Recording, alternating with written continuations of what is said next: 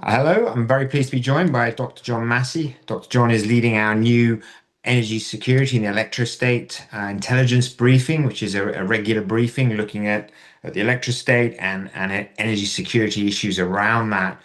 Clearly, when we talk about energy security and in today's world, John, people's often think immediately about geopolitics and the security of energy supply. And what are some of your thoughts around the electrostate and geopolitics? And within that, I guess you've obviously got the famous, I guess, battle between those who have fossil fuels, those who don't have fossil fuels, those who want to keep people on fossil fuels, and those who want to keep, who see more efficiencies for obviously an electrical energy system and the ability to maybe isolate yourself and develop more of a domestic energy system. So what are some of your thoughts around the great, I guess, geopolitics football that's tossed around in the energy markets?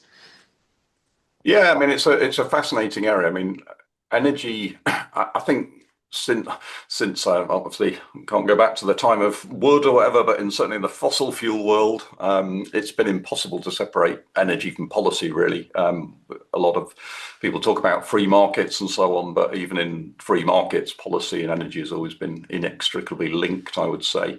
And of course, what we're seeing now with some of the moves towards more kind of electrostate technologies and electrostate systems, a move from, if you like, fuels to minerals, how some people would describe it, or a coexistence between fuels and minerals as well. And so again, it's going to be impossible to separate the kind of politics and the geopolitics from what happens on the ground. So how we'll be looking to incorporate that into the electrostate energy security service is not obviously to take political sides, because if you're in business and industry, what you want to know is, well, how does it affect kind of me economically?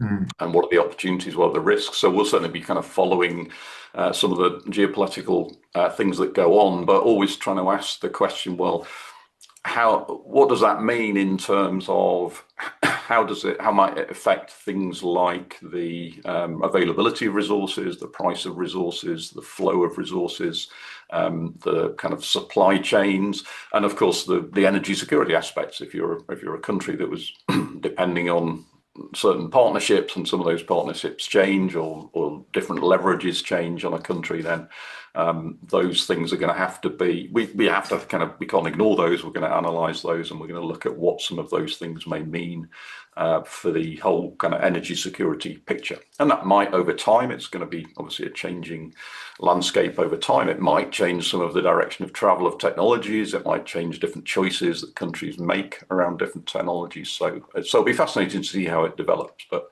from a service point of view, that's how we'll be trying to incorporate it. It's really looking at, okay, what's going on? What are the impacts? How is it changing the markets that we see? Yeah, excellent, fascinating stuff. Looking forward to it immensely, Dr. John, and we look forward to hearing more and learning more. So many thanks. Okay, no worries. Yeah, looking forward to it. Looking forward to interacting with all the people that hopefully will be listening in.